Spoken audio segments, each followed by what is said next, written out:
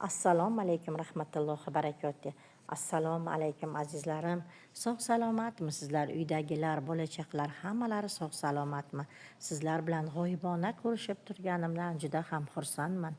Azizlarim, sizlar bilan birgalikda bugun juda ham ajoyib, uyimizda hammaga teng yoqadigan shirinliklardan biri murabboli pirog tayyorlaymiz.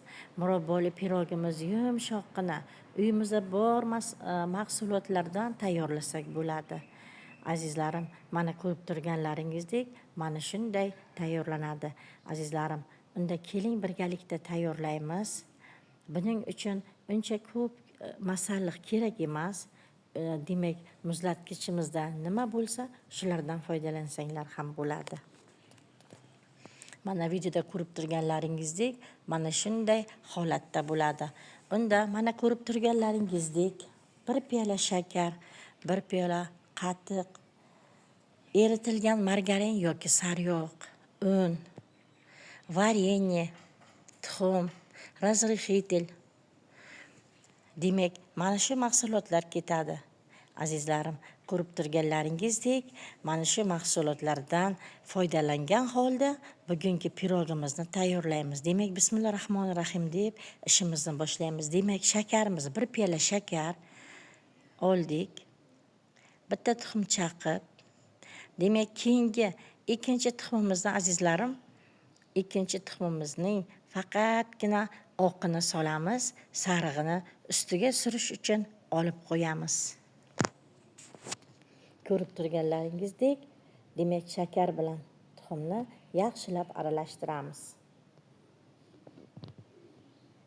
Ana endi bu yerda 1 piyola qatiqqa 1 choy qoshiqda razrixitelni aralashtirib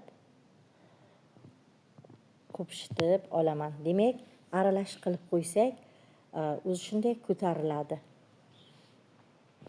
Demak, yaxshilab tuxum bilan shakarni aralashtiryapmiz. Mana ko'rib turganlaringizdek venchik yordamida. Ana endi qatig'imizni ham solib yubordik. Yaxshilab aralashtiramiz azizlarim. Ana endi esa eritilgan 1 piyola sariyog' yoki margarin, sizning xohishingizga qarab. Uni ham eritib solib yubordim. Ana endi oliy navli unni elakchadan o'tkazib xamir tayyorlashga kirishdim. Mana ko'rib turganlaringizdek. Mana ko'rib turganlaringizdek, birinchi lopatkada foydalandim. Albatta unlarni elab soling. Azizlarim, ko'proq un bo'lib ketmasligi kerak. Demak, unlarimizni taxminan solamiz.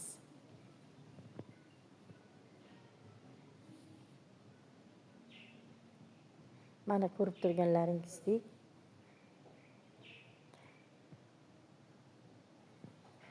xamirimiz azizlarim yumshoqqina holatda bo'lishi kerak. Mana ko'rib turganlaringizdek. Mana xamirlarimiz tayyor, azizlarim. Xamirlarimiz tayyor. Ana endi qolipimizni yog'lab olamiz. Mana ko'rib turganlaringizdek, yaxshilab yog'lab oldik. Pirogimiz yopishmasligi uchun.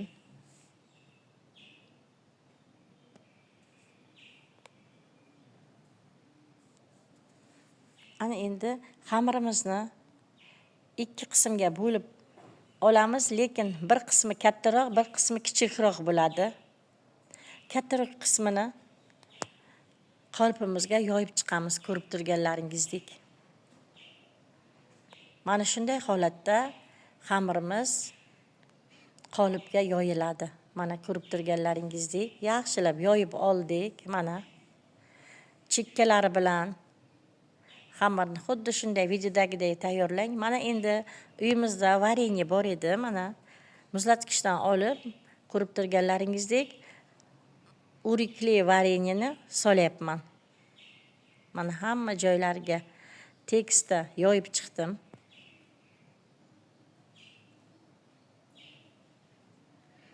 Ana endi ikkinchi qismdagi ozroqgina xamirimizni mana shunday yoyib, mana shunday pichoqdan foydalanib, lenta-lenta qismlarga bo'lib chiqdim. Mana ko'rib turganlaringizdek, azizlarim. Bu pirogimizning ustiga yopib chiqamiz. Mana.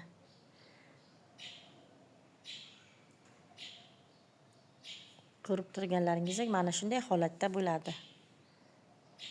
Mana endi chekkalarini ham yopib olamiz.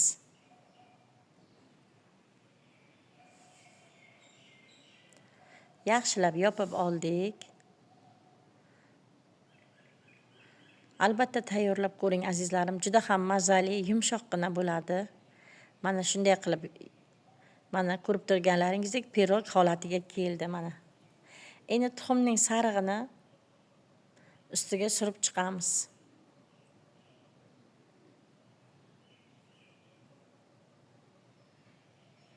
Duxovkamiz 180 gradusga qizib turibdi. 35-40 daqiqada pishirib olamiz, azizlarim. Hozir mana ko'rib turganlaringizdek tuxum sarig'ini suryapmiz.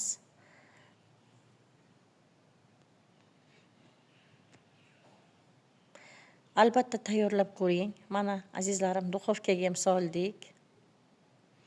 Demak, 35-40 daqiqada mana tayyor bo'ldi.